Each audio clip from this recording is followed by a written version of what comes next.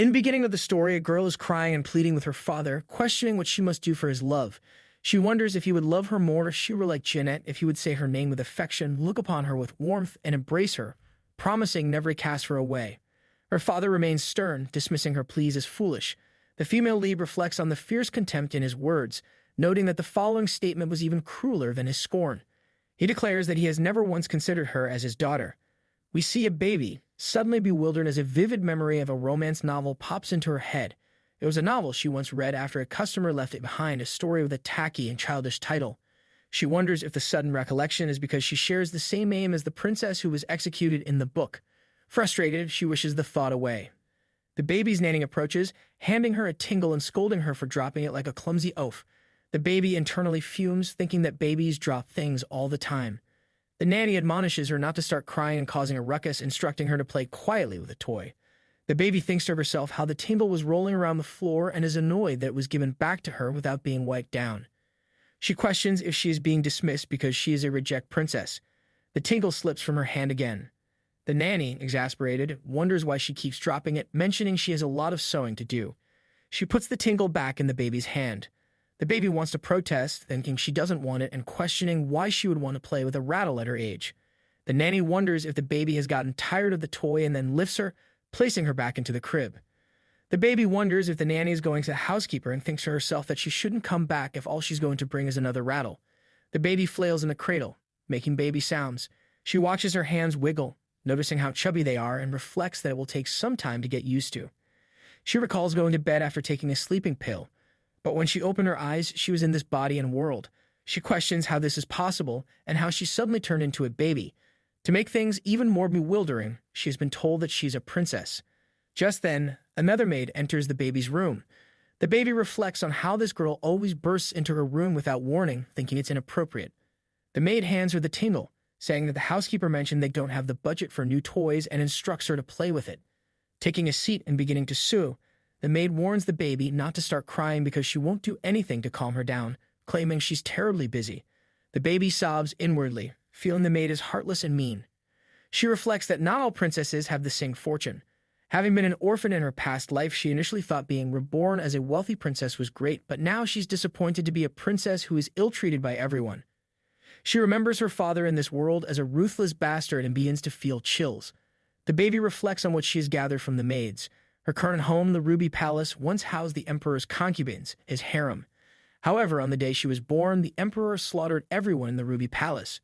Her mother, a dancer invited to a banquet at the palace, caught the emperor's eye, became pregnant with his child, was forgotten, and died, leaving her behind as an infant. The emperor has kept his distance from her, his own daughter, ever since. So who raised her? She thinks humorously that it was trial and tribulation, but in reality she was raised by the maids of the Ruby Palace. The baby, enraged about her father, mentally curses the emperor for abandoning his wife and child like this. She reflects on what a dysfunctional family it is and how the emperor could leave a baby in a palace where such a brutal massacre occurred. The first time she heard about the atrocity, she had nightmares for days. But nightmares are one thing. She was more frightened of the emperor, whose face she has never even seen. She questions why she had to be born as a princess with such a life and what kind of lousy fate she is cursed with.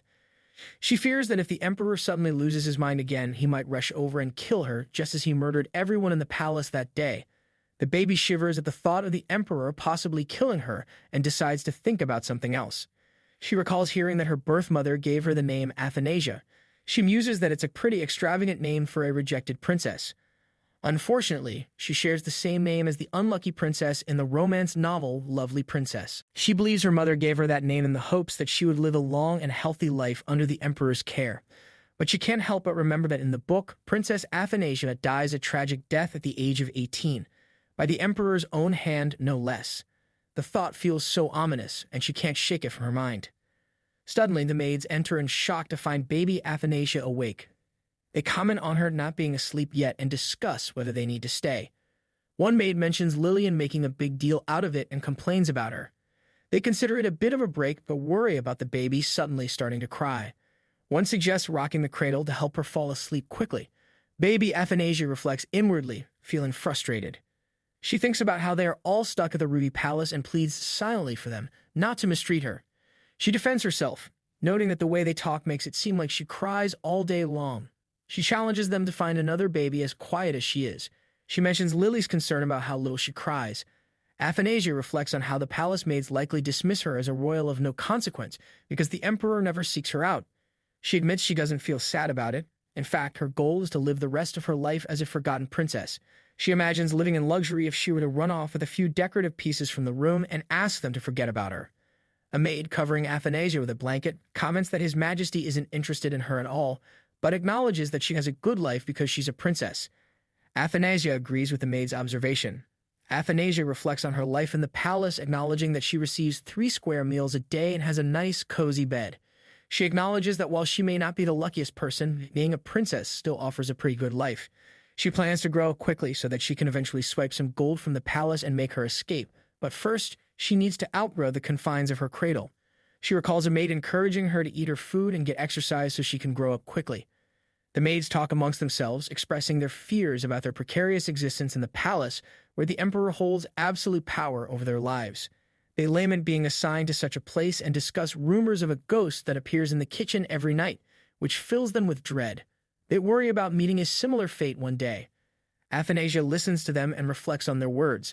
She agrees with their sentiments, feeling that she doesn't want to live in a palace like this either. Determined, she clenches her fists and resolves to make her escape as soon as she has collected enough money to get away. Athanasia happily plays with a golden ball, thoroughly enjoying herself. Lily notices and asks if she likes it that much. Athanasia responds in baby voice, expressing her delight. She internally desires the golden ball, thinking how pretty it is and calling it to herself. Lily joins in the play, making Athanasia giggle. Athanasia reflects that she has now grown enough to easily crawl around the carpet. She marvels at the opulence of the palace, believing all the gold and jewels around her to be real. Lily seems to think that Athanasia simply likes sparkly things. Lily offers to bring Athanasia another golden ball if she gets tired of the current one. Athanasia inwardly appreciates Lily's generosity, thinking of her as a veritable gold mine. Athanasia reflects on her life in the Ruby Palace, describing it as a glittering wonder despite having few possessions due to a small household budget. She plays happily with the golden ball, calling it her precious and joking about whether she's drooling. She muses on how peaceful life has become in the palace. Initially nervous, she now believes the emperor has truly forgotten about her, as she hasn't heard anything about him in months. The maids who were once anxious with her are now more relaxed. Athanasia attributes her swift growth to good food, regular exercise, and ample sleep. She eagerly anticipates the day she can walk, knowing she needs to save up for her getaway fund as soon as possible. Athanasia begins to notice that her room decor is disappearing one by one, wondering if Lily is removing them to prevent any harm. She then realizes it's time for a diaper change, feeling embarrassed but resigning herself to it. Later, Lily reads a book to Athanasia about mages, mentioning that among them, the magicians of the tower are the most powerful. Athanasia is surprised and reflects on how she's heard about mages in this world, confirming that she's not just in a foreign country, but in another world entirely. Pointing to a passage in the book, Lily continues explaining that the magicians of the tower possess abilities so potent they could easily destroy an empire. Athanasia becomes fascinated, expressing her desire to witness magic firsthand. Lily continues to explain to Athanasia about the magicians of the tower, emphasizing that they must freeze their own hearts to prevent their emotions from clouding their judgment or using their powers for personal gain. She shares a story about how a magician of the tower wiped out one of the previous dynasties of Obelia. Athanasia reflects on her determination, resolving to ensure that she gets to witness magic with her own eyes one day. Athanasia notices a picture and points to it, prompting Lily's excitement. Lily identifies the figure in the picture as Athanasia's father, referring to him as Your Highness. Athanasia is shocked and reflects internally, expressing disbelief and anger towards her father for abandoning his wife and daughter, and now being involved in who knows what. In a fit of rage, she slaps the photo of her father, angrily calling him names. Lily reacts with surprise at Athanasia's precocious behavior, acknowledging her spirited reaction. It says here that the current emperor of the Obelian Empire is a hero who punished the demon-worshipping despot who ruled over the land with fanatical tyranny. Athanasia becomes enraged, rejecting the notion vehemently.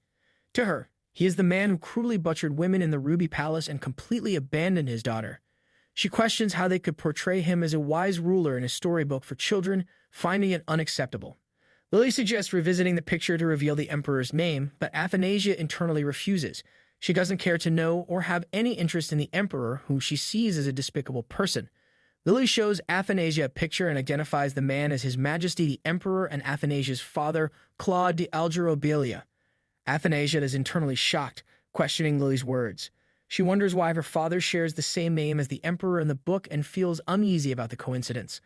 Lily continues, stating that Athanasia's full name is Princess Athanasia de Algerobelia, and confirming that she is the Emperor's only daughter. Athanasia reflects on the situation, feeling unsettled by the fact that she shares the exact same name as the princess in the book. She can't shake off the feeling of unease, and a chill runs down her spine, causing her to reflect nervously on the strange coincidence. Athanasia reflects on the story of Lovely Princess, a popular online romance fantasy novel. The book features a lovely princess named Genet, the second daughter of the Obelian Empire.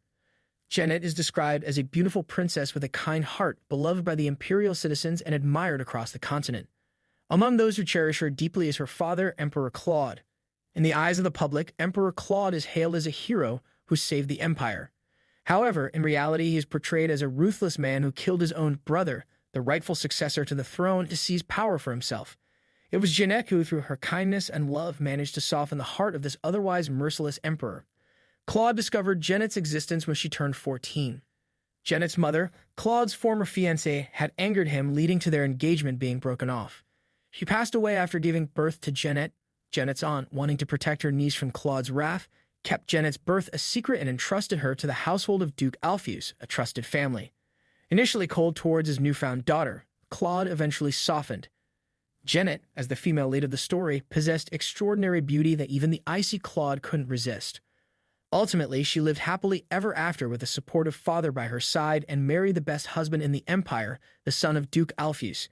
Athanasia expresses frustration and anger over how the first princess Athanasia was treated in contrast to Genet.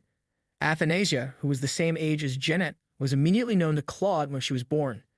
However, instead of receiving care and attention, Claude cast her out to the concubine's palace and neglected her completely. Thrown into an environment where she had to be cautious and fearful every day, Athanasia grew up as a timid and vulnerable princess. This timid and shy girl, Athanasia, had her first encounter with her father on her 9th birthday. Drawn by the lights and sounds of a banquet, she ventured out from the Ruby Palace late at night and unexpectedly met Claude in the rear garden of the Emperor's palace. Claude, uninterested, soon departed. Athanasia dedicated herself tirelessly to win her father's affection and blossom into an elegant and accomplished princess. However, her hopes were crushed on the day of her debutante ball at the age of 14. There, Athanasia stood with a pale and melancholic demeanor, while Genet shone brightly with warmth and charisma like the sun. It seemed inevitable that everyone would prefer Genet over Athanasia. Genet was portrayed as an absolute angel, while Athanasia, the kind-hearted, also supported Genet in adjusting to palace life. Athanasia lamented her own carelessness in not taking better care of herself. Her deepest desire had always been her father's love, which seemed perpetually out of reach and ultimately lost to Genet. Tragically, Athanasia's story took a darker turn when she was accused of poisoning Genet's tea, a crime orchestrated by Genet's aunt to eliminate her as competition for the throne and secure Genet's succession. Athanasia, framed and innocent, met her demise at the hands of her own father. She reflected on how futile her efforts were, knowing Claude would never have paid attention to her anyway. In hindsight, Athanasia realized she would have willingly taken the poison herself to save Genet, understanding how devastated Claude would be if anything happened to his beloved daughter. She saw herself as foolish and pitiful for loving a father who never reciprocated. The scheme orchestrated by Genet's aunt aimed at removing Athanasia from contention for the throne, possibly through imprisonment or loss of her title. However, Claude's ruthless nature led to Athanasia's swift execution without proper investigation or confirmation of her guilt in the alleged poisoning attempt. She tragically met her end on her 18th birthday, exactly 9 years after their first meeting when she was 9. She expressed annoyance and frustration over the story's ending, feeling angered by the unjust fate of Athanasia. Reflecting on how the truth eventually emerged, she noted that Claude showed no remorse for the outcome with his first daughter. Genet, on the other hand, carried guilt but found solace in her beloved's embrace and managed to move forward with her life.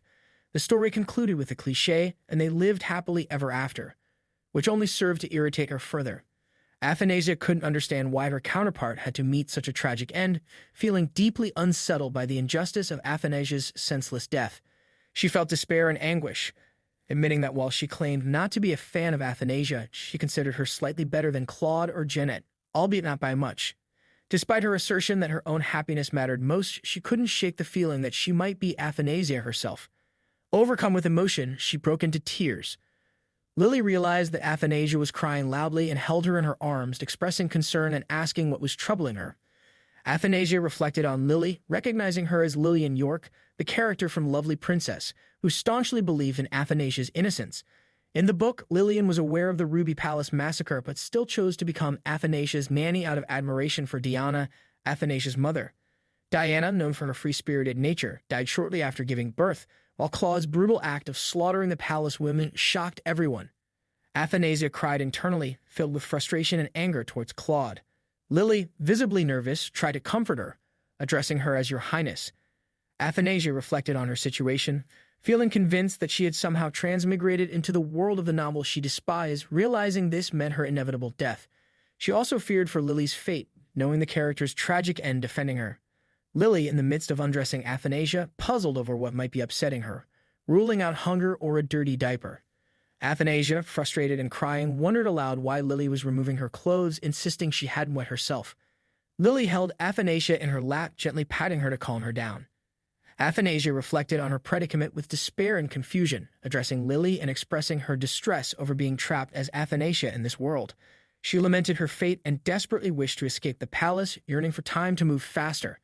After some years passed, Athanasia, now a cute child, asked sweetly if she could have some chocolate. The maid, blushing at her adorableness, asked if she would like some chocolate, to which Athanasia eagerly responded with an enthusiastic yes, expressing her love for chocolate and affection for the maid Hannah.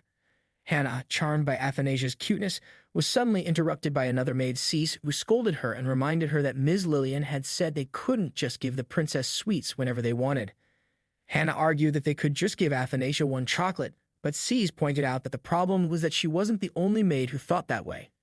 Just then, Athanasia tugged on Cee's clothes, pleading with a cute expression that she wanted chocolate. Despite her initial resistance, Cez couldn't hold herself back and gave Athanasia the chocolate, asking her not to tell Ms. Lillian. Athanasia responded with a kiss on Cee's cheek, thanking her enthusiastically. Hannah, feeling cheated, accused Cees of interfering just to get the affection for herself, but Cees denied having ulterior motives. Hannah demanded to know why Cees gave Athanasia the chocolate, claiming that the kisses were meant for her and no one else. Meanwhile, Athanasia ran away, leaving the two maids to continue their playful argument. Time had flown forward like a fast-flowing river, and she had turned 5 years old. Over the years, she had put in a lot of effort to get the maids to like her, and they were quite good to her now. She admitted that she had given them a hard time fairly often because she used to think they were kind of sassy. However, she realized there was no real reason to act like a rascal and bring ill treatment upon herself. She also noticed that she was right about the gold decor slowly disappearing from her room. Everyone in the palace was an aristocrat, but the people in the Ruby Palace hailed from humbler noble families. Initially, they were wary of Claude, but they recognized after some time that he had zero interest in both Athanasia and the Ruby Palace. Once they realized that Athanasia basically became a nobody overnight, they slowly began siphoning money off the Ruby Palace's household budget, which was pretty much just for her, knowing the money had nowhere else to go. Eventually, they started taking furnishings and even the gems set into the walls. Athanasia felt a wave of fury when she finally grasped that the maids were stealing her belongings, one precious ornament at a time. She was so angry that she even considered telling the emperor, though she quickly dismissed the idea, knowing he might just slit her throat first. The issue was eventually resolved in a showdown between Lily and the Madam Housekeeper. The maids returned the items they had taken when they were kicked out of the palace, but those things never made it back to Athanasia. She suspected the housekeeper took them all, knowing she was up to no good ever since she refused to buy Athanasia a new toy due to budget issues. However, thanks to that, no one could tell that Athanasia had also done some looting and stockpiling of treasures herself. As Athanasia made her way through the palace, a maid noticed her and asked where she was going. She cheerfully replied that she was going to pick flowers for Lily. The maid, seeing chocolate smeared on her face, insisted on cleaning her up first, remarking on how much she must have enjoyed the treat. Athanasia felt a bit embarrassed, reflecting on how childish she felt in that moment. She then asked the maid not to tell anyone that she had eaten the chocolate, to which the maid agreed.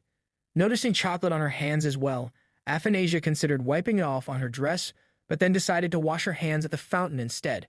The Ruby Palace, with its abundance of picturesque locations, seemed like the perfect place for such a task. As Athanasia washed her hands in the pond, she reflected that the palace, despite its beauty, wasn't the most suitable place for a child to grow up. Struggling to reach the water, she wobbled and nearly fell in, but then caught sight of her reflection. She was taken aback by her own beauty, thinking she looked good enough to eat. Athanasia marveled at her appearance. noting that while she was said to be the spitting image of her mother, her unique eyes came from her father. Only the direct descendants of the imperial family inherit these jewel-like eyes. In this world, inhabitants possess their own certain magic, but the magic within the imperial family resonates uniquely, resulting in eyes like Athanasia's. Everyone claims she's the only one who inherited Claude's jewel-like eyes, but Janet did too. Athanasia was happily picking flowers in the garden, singing to herself. Suddenly, she looked around in confusion. Where was she?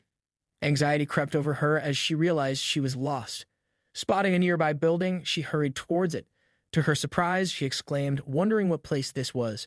It dawned on her that this wasn't the Ruby Palace where she had been moments ago picking flowers. How had she ended up here? Peeking inside, she noticed it was empty but well-maintained. She sneaked inside, confirming that no one seemed to be around. A thought struck her. Since no one was using this palace, could she make use of it herself? She wondered where she could stash her growing getaway fund. In the Ruby Palace, there were only so many hiding spots. This seemed like fate. All she had to do was watch out for cleaning days. She was sold. This place was now her hideout. Athanasia pondered about her original body. Maybe she had died from accidentally taking the wrong dose of sleeping pills, or perhaps she succumbed to the cold because she didn't have a heater on in the middle of winter. As an orphan without any family, she had no attachment to her former life and never wanted to go back. Disregarding Athanasia's eventual death for a moment and honestly assessing her current situation, she found it quite nice. She got regular meals, didn't have to work for a living, and was even a homeowner in a sense. It didn't get any better than this. And maybe because she had reincarnated, Athanasia was able to pick up this world's language fairly quickly. The inhabitants of this world didn't teach their children how to read and write at a young age like they did in her previous world. When she scribbled down a few words on paper, they started calling her our dear brilliant princess. Her goal had been to live an easy life without getting noticed, but now she felt she was screwed. This led to the start of her early childhood education. Lily expressed her happiness at being by Athanasia's side, and Athanasia replied joyfully. Internally, Athanasia reflected on the silver lining of her situation. The Ruby Palace's isolation meant news about her probably wouldn't leak out easily. She resolved to avoid running into Claude at the Emperor's palace when she turned 9, planning to escape with a bundle of money before she turned 18. Determined to keep her presence under wraps, she vowed to avoid any grand, stately places at all costs, shivering at the thought of encountering Claude. Before leaving the room, Lily asked Athanasia if she would like some milk. Athanasia, busy with her drawing, replied that she wanted it warm. Lily agreed and left to warm the milk. As soon as Lily left, Athanasia rushed to retrieve her bundles of jewelry and gold from under her bed, hastily hiding them under her dress. These were her treasures that she had kept hidden for a long time. Although she initially planned to leave them in the Ruby Palace, something she overheard had changed her mind. In a flashback, she recalled overhearing the maids discussing the need for a thorough cleaning of the palace. Athanasia hid both bundles under her dress and thought to herself that it was heavy, but she had no other choice. She just needed to do this a few times. After lying down on her bed, Lily came back and wished for sweet dreams before leaving. Seeing the opportunity, Athanasia sneaked out of her room in the Ruby Palace. She was thrilled to have gotten out without being caught. Running through the grass, she finally arrived at her destination, exhausted and staggering. Athanasia thought it might not be wise to hide her treasures in the building immediately, as it could become problematic when she needed to retrieve them later. Athanasia got an idea and started digging a hole in the ground, but quickly realized she didn't have a tool for the task. Shocked, she thought to herself that Lily would get suspicious if she returned with dirt on her hands. Deciding to keep the bundles out of sight for now and bury them the next day, she planned to ask Hannah for a trowel. She then ran back to the Ruby Palace at full speed, exhausted and collapsing onto her bed. Just then, Hannah arrived and told her it was time to get up, but was shocked to see Athanasia sweating profusely. Athanasia became anxious as Hannah remarked that she might have a mild fever and asked if she was sick. Athanasia, in a tired tone, responded that the room was too warm and the sun was too bright and hot. Hannah nodded in agreement, considering if summer was arriving sooner than expected. She assured Athanasia that she would start drawing the curtains from tomorrow. Athanasia then requested cold milk, despite having had some before her nap. After that day, Athanasia slipped out of the Ruby Palace a few more times. She gave it a few days between each visit to avoid getting caught. Feeling doubts, she admitted she would love to continue living her current life because it was so nice. However, anxiety gnawed at her knowing the Imperial Palace harbored a ticking time bomb named Claude. Thus, her little treasures, jewelry, and gold bundles stolen from the palace became her insurance. The fateful day loomed ahead, but its timing remained uncertain. These treasures were her guarantee that she would escape the palace alive. Athanasia looked around the silent surroundings, reflecting that there was not a soul in sight as usual. She decided to explore elsewhere that day. Then she stumbled upon statues that appeared to be made entirely of gold, which left her stunned. In disbelief, she wondered aloud if they were real gold, noting that all the statues in her palace were made of marble. Overwhelmed by the sight, she considered taking one, thinking no one would notice. Curiously, she began inspecting each statue to confirm they were indeed gold. Without realizing it, she bit one of the statues. However, she suddenly heard a voice behind her questioning when such a pest had taken residence in the palace, sending a chill of fear down Athanasia's spine. Athanasia anxiously twirled around, and one of her bundles dropped, spilling gold jewelry and diamonds all over the floor. Standing before her was none other than her father, the cruel Emperor Claude, accompanied by his guard. Claude, observing Athanasia, remarked that her face seemed familiar, though he couldn't quite place it. Athanasia, scared, reflected on the striking similarity between their jewel-like eyes. She had never seen him in person, but she recognized him instantly, Claude de Algerobalia. Claude recalled that she resembled a dancer from Sodana, causing Athanasia to become even more anxious and unable to believe what was happening. She wondered why Claude was there, thinking it was too soon for this encounter, as she was only 5 years old and not in the rear garden of the Emperor's palace.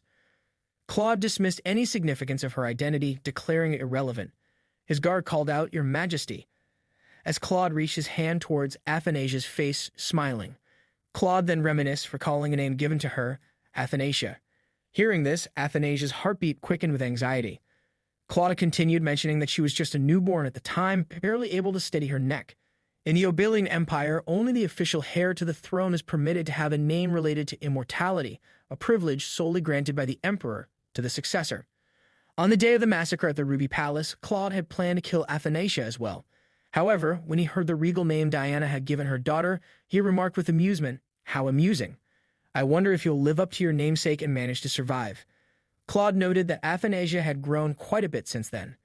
Athanasia trembled, reflecting on his words. She wondered if he was implying that she had lived long enough and it was time for her to die.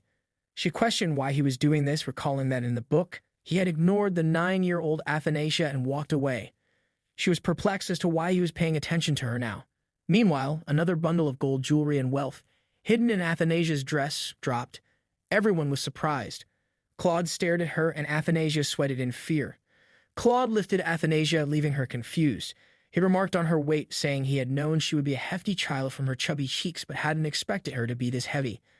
Athanasia was shocked, reflecting on his words about her chubby cheeks, her being hefty and heavy.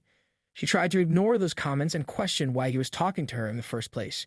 She angrily thought about how he probably didn't even bleed when stabbed because he was nothing but ice on the inside. She seethed internally, thinking of him as a bastard who only loved Jeanette and didn't consider Athanasia his daughter. Claude asked what she was doing in his palace. All of Athanasia's rage vanished instantly. She couldn't believe it, his palace.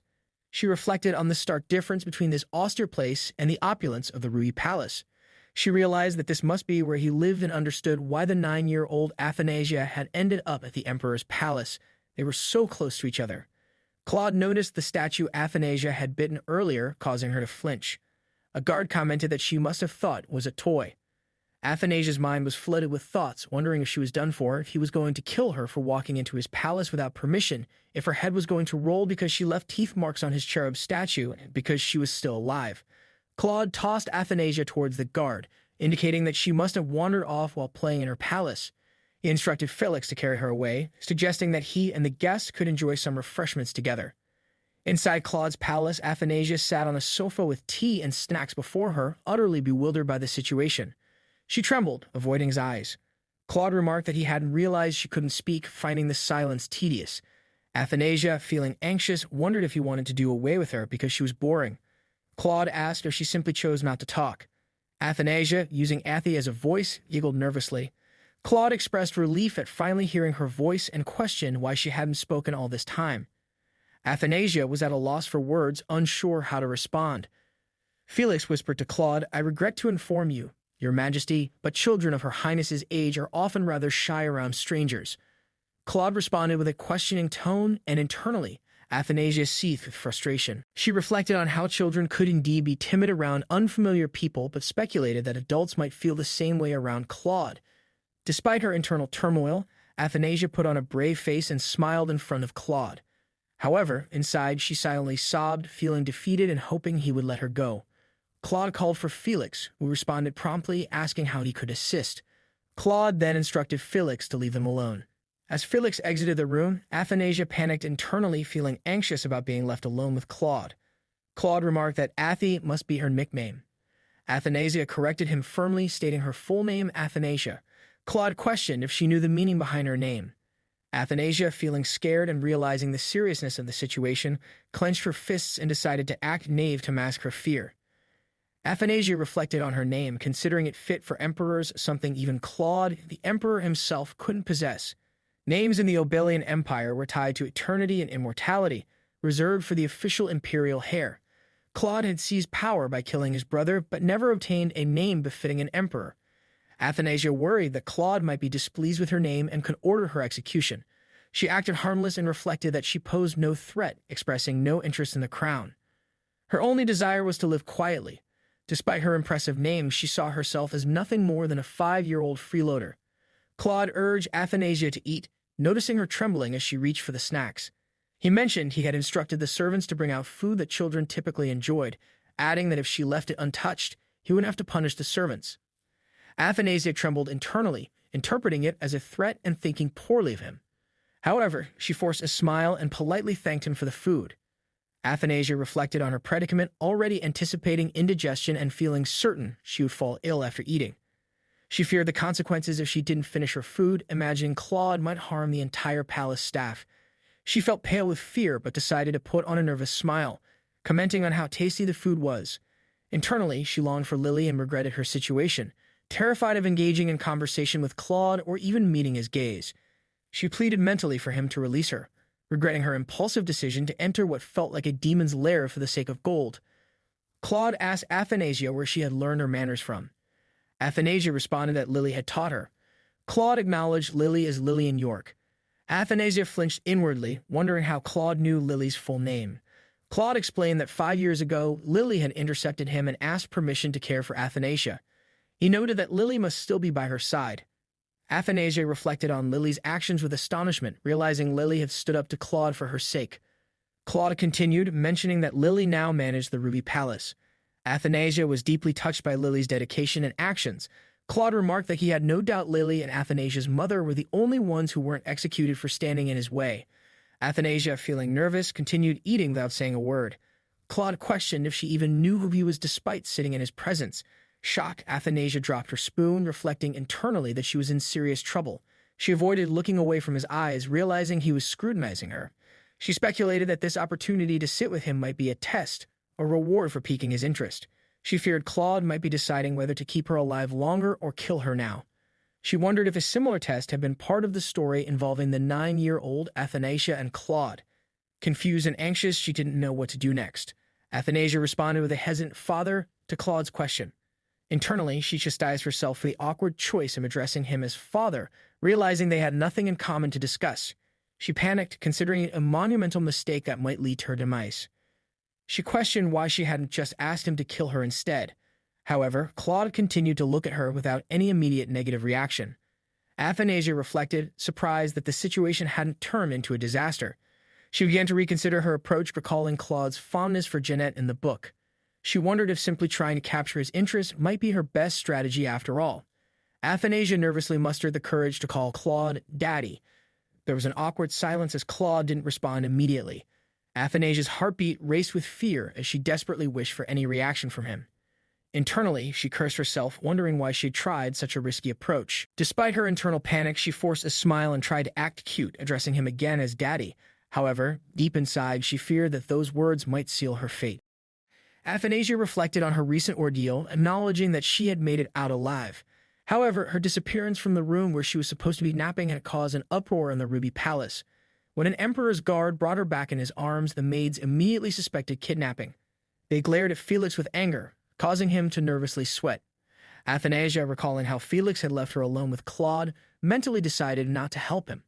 Felix then conveyed that His Majesty intended to call on Princess Athanasia again in the near future, a statement that made both Athanasia and the maids anxious.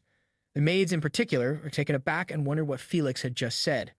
Athanasia observed the maids and wondered about the mix of fear and joy on their faces, speculating that it might be because they finally had the Emperor's interest. She questioned why Claude wanted to see her again, feeling a strong aversion to the idea. Despite her reluctance, she acknowledged that nothing in her life had ever gone the way she wanted and that she had no choice but to obey the Emperor's every command. If he told her to jump, she would have to ask, how high? Just then, Lily asked if she was hurt. But before Athanasia could respond, she began to vomit. Lily expressed her worry, and Athanasia reflected that she needed to get all the stress out of her system first. At night, Athanasia reflected on her failed Plan A, which was to stay holed up in the Ruby Palace until she died without being noticed by Claude. She realized she had been too complacent, believing she would be fine if she was careful around her 9th birthday. She was frustrated that she hadn't known the unadorned palace was Claude's residence and wondered why the Ruby Palace was so close to the Emperor's dwelling. This place wasn't even for the Empress, it was for concubines. Thinking about Plan B, she decided to amass a getaway fund and escape the palace before turning 18. She felt this plan had a chance of succeeding and considered whether she needed to keep hoarding her valuables. Fidgeting, she thought about disguising herself as a maid and slipping out through a secret opening when the time came to leave the palace. Athanasia considered her most ambitious plan, Plan C, winning Claude over by charming him. She felt chills at the thought, but it didn't seem totally impossible. She reminded herself that she knew how the story unfolded and believed she could get close enough to Claude to avoid his urge to kill her, even if she could make him dote on her. Reflecting on the earlier embarrassing moment when she had called him Daddy, she cringed but noted that he hadn't executed her on the spot. Embarrassing as it was, she resolved to carry out both Plans B and C simultaneously, viewing any humiliating deeds and resulting embarrassment as investments in her future. Just then, Lily arrived and informed her it was time for bed. Athanasia asked Lily to sing her to sleep. The next day, they met with Claude. He greeted Lily, acknowledging that it had been a while since they last met. Lily curtsied respectfully, offering blessings and glory to the son of the Obelian Empire. Athanasia found the situation intimidating. Claude admitted that he had failed to pay proper attention to the true princess of the Empire due to being occupied in recent years. He commended Lily for ensuring Athanasia's safe and sound growth. Lily expressed her gratitude for his kind words. Internally, Athanasia was incredulous, reflecting that Claude hadn't just failed to pay proper attention, he had completely forgotten about her existence. Claude declared that he would take responsibility for the princess's safety from now on, relieving Lily of the task. Athanasia was shocked when Claude smiled at her and only made her more scared. She reflected that she had just seen him smile, but internally she panicked, wishing he would continue ignoring her. She sarcastically thanked him in her thoughts for failing to remember her all this time, hoping he would keep it that way. Claude then announced that from that day forward, Athanasia would enjoy all the luxuries entitled to a princess. Athanasia reflected on the fact that Claude hadn't acknowledged her as his daughter. In the book, he had claimed he never considered Athanasia his daughter, so she was puzzled about his intentions now. Lily hugged her, assuring her that it would be all right, though she trembled as she spoke. Athanasia hoped Lily was right. As time passed, she continued to wonder about Claude's true thoughts and feelings. Since that day, nothing changed between Athanasia and Claude. Claude remarked that she seemed to have put on more weight since he last saw her. Athanasia internally denied it vehemently, noting they had just seen each other 5 days ago. However, outwardly she acted naive and replied calling him Daddy. Lily was scared by her response, and Felix appeared nervous. Claude remained silent in response. Athanasia reflected on the 2 additional occasions she had seen Claude, where they spent what she sarcastically referred to as quality father and daughter time together, which she found terrifying. During these encounters, she realized that no matter how rude or offensive she acted towards him, Claude never attempted to harm her. Instead, he became colder when she acted scared or gave predictable answers, which frightened her even more. Trembling with fear, she felt like she might collapse at any moment due to her intense fear. When Claude abruptly instructed her to follow him, Athanasia felt a wave of relief and thought to herself that she had survived. She concluded that Claude must appreciate people who are assertive and come on strong. Lily and Felix also felt relieved at the turn of events. Claude mentioned he was about to go boating and instructed everyone to prepare for the outing. Lily hesitated, informing Claude that Athanasia wasn't accustomed to bodies of water.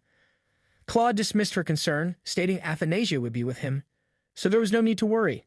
Internally, Athanasia cursed Claude, feeling scared as she nervously grabbed onto Lily's clothes for support. Despite Lily's continued hesitation, Claude asked Athanasia directly if she wanted to join him. Athanasia, seeing no other option, forced a smile and pretended to agree, stating she wanted to go with him. Claude responded with a simple, "Is that so?" Claude lifted Athanasia into the boat, causing her to release a breath she had been holding and feel drained. As the boat began to glide through the water, Athanasia marveled at its smooth movement and wondered if all boats for the imperial family were like this. She questioned how the boat was moving without anyone rowing it. Claude noticed her contemplative expression and asked what was on her mind. Athanasia felt anxious and not wanting to engage with him. She struggled to decide how to respond, debating between commenting on the beautiful day or the lovely lake. Athanasia replied to Claude by complimenting his hair, calling it sparkly and pretty, and expressing her fondness for shiny things. Internally, she acknowledged that his hair was indeed attractive, resembling honey-colored locks. She mused whether her obsession with gold stemmed from her impoverished past life. Claude smiled at her compliment, causing Athanasia to flinch nervously. He brought up the bags of jewels she had with her on the day they met. Athanasia was at a loss for words, feeling blank and unsure how to respond. Claude then stated he had been keeping the jewels safe for her, inviting her to collect them the next time she visited. Reflecting on his words, Athanasia wondered why she had a sinking feeling that a peaceful death might not be in her future.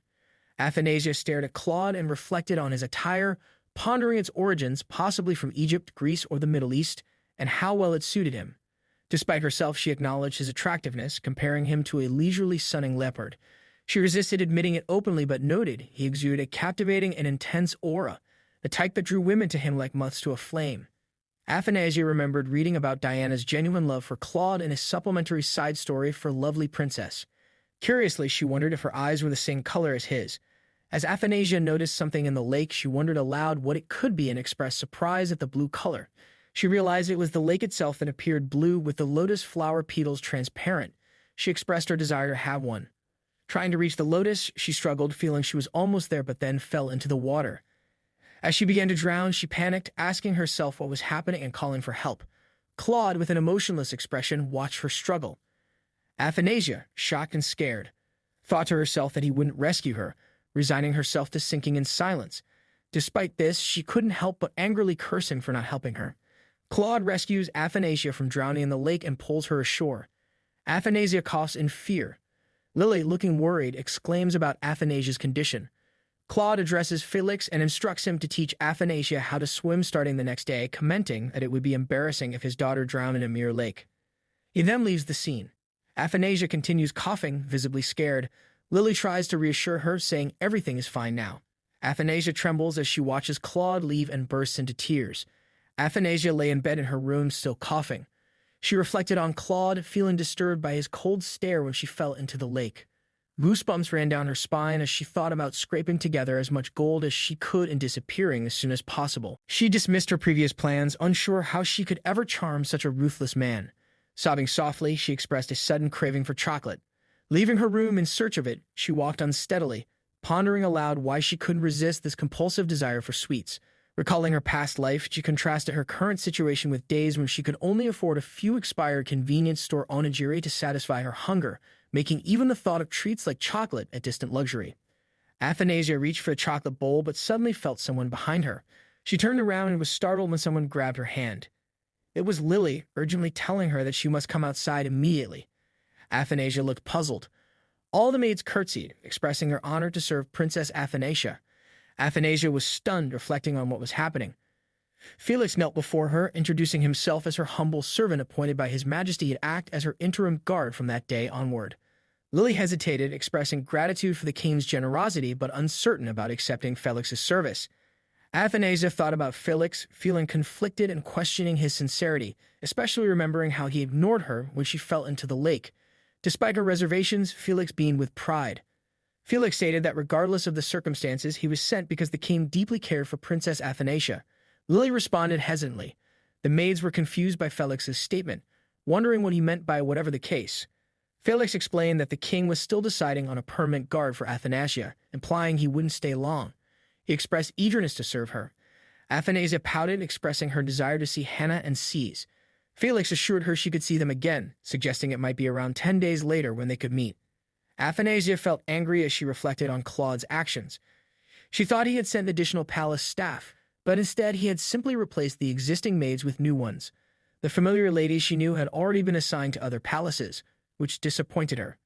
Additionally, the new maids showed complete indifference to her attempts to win them over with her cutesy demeanor. She had invested so much time in gaining the trust of the previous servants, only to have them replaced. She questioned Claude's motives, wondering why he hadn't taken action when the maids were causing trouble at the Ruby Palace, yet now he was making these changes. Felix tried to calm Princess Athanasia, suggesting she discuss her concerns with His Majesty. Athanasia and Lily reacted with anger to his suggestion. Felix then mentioned that His Majesty had requested Athanasia dine with him that evening.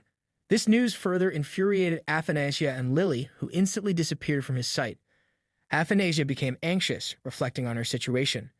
She wondered if she might have better luck in a future life. According to Felix, the lotus flowers in the middle of the lake were magical creatures that enticed humans with their beauty, then drained them of their vitality. Enraged, she thought about Claude, accusing him of knowing this but choosing not to help her. Lily suggested to Princess Athanasia that she should change her approach. Athanasia refused outright, reflecting that she wouldn't dress up for Claude. Lily urged Felix to say something. Felix smiled and complimented Athanasia, stating that she was lovely regardless of her attire, and he believed His Majesty would agree. Athanasia was shocked by this revelation. Lily conceded to Felix's opinion.